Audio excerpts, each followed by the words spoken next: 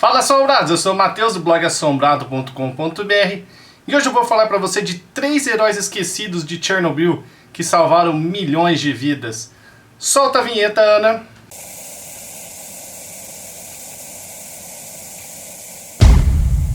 Sabe, assombrados, hoje eu acordei, fui no Facebook olhar lá e vi que tinha um post de um camarada meu, tava revoltado, porcos, tava nervoso. E eu fui ver que era, eu vi que atacaram uma escola no Paquistão e até o momento 140 pessoas foram mortas, 130 crianças e o resto era dos extremistas do Talibã. Isso me deixa extremamente triste, né? Revoltado, mas é uma criança. Imagina os pais dessa criança e ver como o ser humano como ele pode ser de um nível tão baixo desse, de atacar crianças indefesas numa escola, ao nível desses 3 homens que eu vou falar agora, que se sacrificaram para ajudar milhões de pessoas. Vocês vão conhecer a história agora do Alexei Ananenko, Valery Bespalov e Boris Baranov. Os nomes estão aqui embaixo. Eu não sei falar, minha pronúncia não foi a correta, mas tem gente que me escuta só, então eu tô falando nomes para eles entenderem um pouco. Mas tá aqui embaixo o nome, quem pronunciar correto aí, perdoe minhas gafes. Por que eu tô falando isso primeiro? Eu falei do vídeo de Chernobyl uns 15 dias atrás. Muitos de vocês assistiram. Fui bastante elogiado, tem muitos comentários bastante positivos, o que me alegra a continuar fazendo esses vídeos com uma duração um pouquinho maior, mas um pouquinho mais detalhados. E como eu disse naquele vídeo, faltaram diversas informações. Eu suprimi porque senão ia ficar muito grande mesmo. Só que essa específica eu não sabia.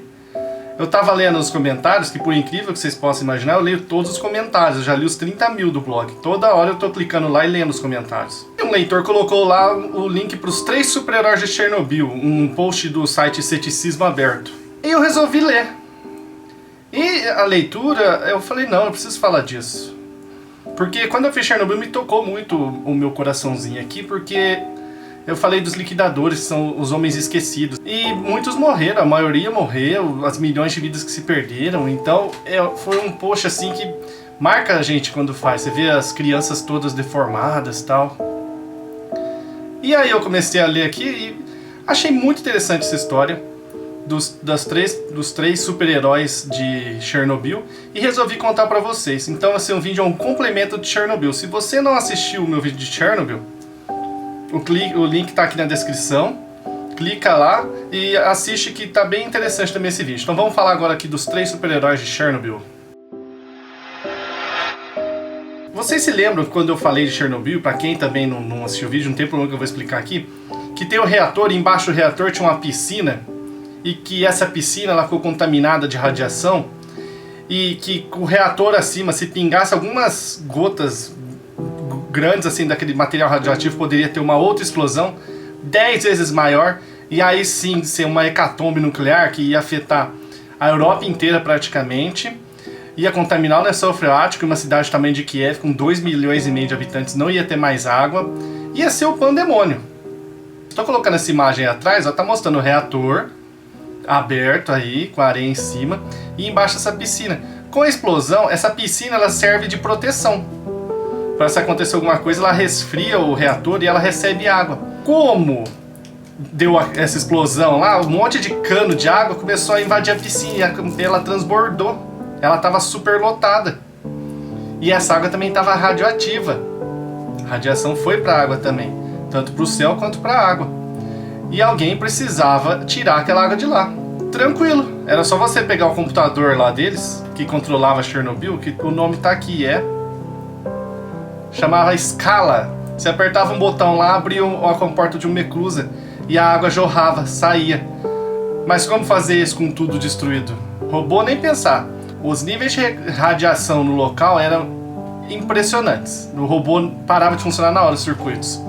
E outra, ia ter que ser algum biorobô, ou seja, ser humano, para fazer o serviço. E quem fosse saberia que é uma viagem só de ida. A radiação era tão intensa que eles iam enfrentar, tanto no caminho quanto na piscina, que o gosto metálico já vinha na boca, a mão, que nem uma mão branquinha, que nem essa minha aqui, ó, ficava bronzeada instantaneamente. Você deixar horas e horas e horas no sol, dias e dias, ficava instantaneamente por causa da radiação. Indigestão, dor no corpo, porque eles teriam que entrar na água e lá dentro da piscina existiam válvulas que liberariam essa água, válvulas manuais.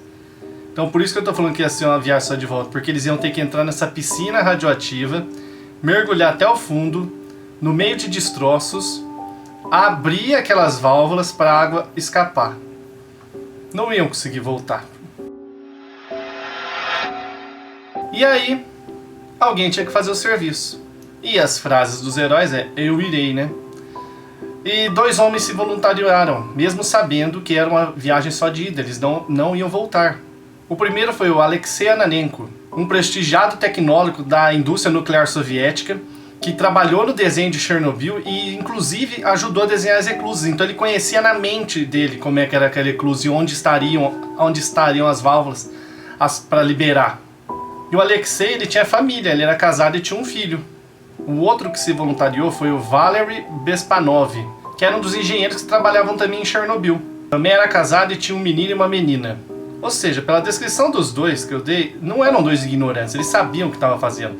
Um ajudou a projetar Chernobyl, ajudou a fazer as piscinas de contenção ali, e o outro trabalhava na área de exploração lá dentro. Eles sabiam que era uma viagem só de ida, mas mesmo tendo família e filhos, assumiram a missão de ir para fazer o que tinha que ser feito, para salvar milhões de pessoas dessa outra explosão que poderia acontecer se essa água não saísse. E enquanto eles começaram a vestir sua roupa de mergulho, para ajudar um pouquinho a mais, eles perceberam que iam precisar de uma terceira pessoa para segurar a lâmpada, para eles verem onde eles estavam indo, o que tinha que fazer. Eles olharam para trás e aí um rapaz imediatamente se voluntariou. O Boris Baranov, que também trabalhava lá, mas não tinha família. Ele falou, eu irei com vocês.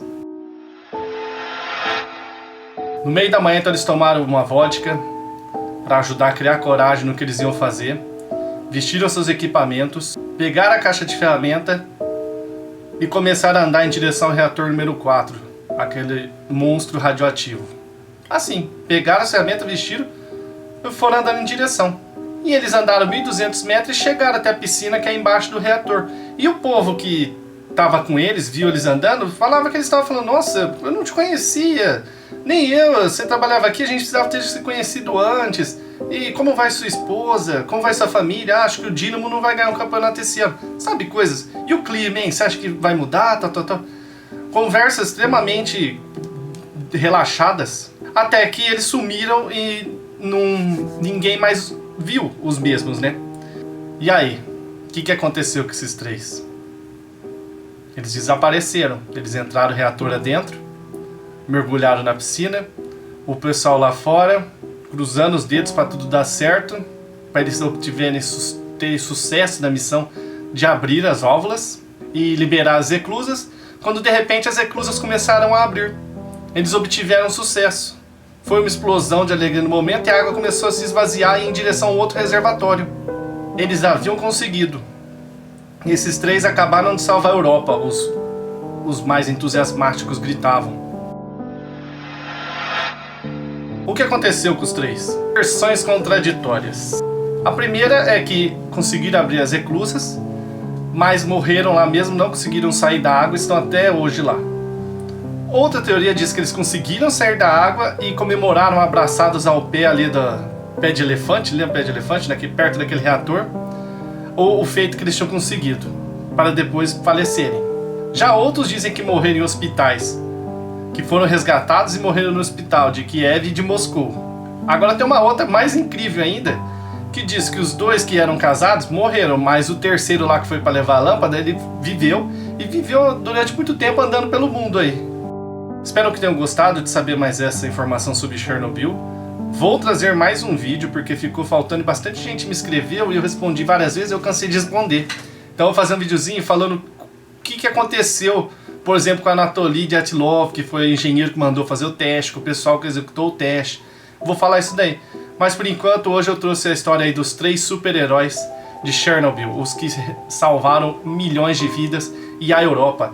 Então, se você está me assistindo aí na Europa, você é filho de pais europeus, nascida depois de 1986, pode agradecer aos 3 aí, porque se desse a explosão, provavelmente você não teria nascido, a Europa teria que ser esvaziada.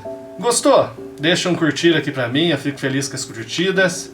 Coloca aí na opinião o que você achou dessa história que eu contei.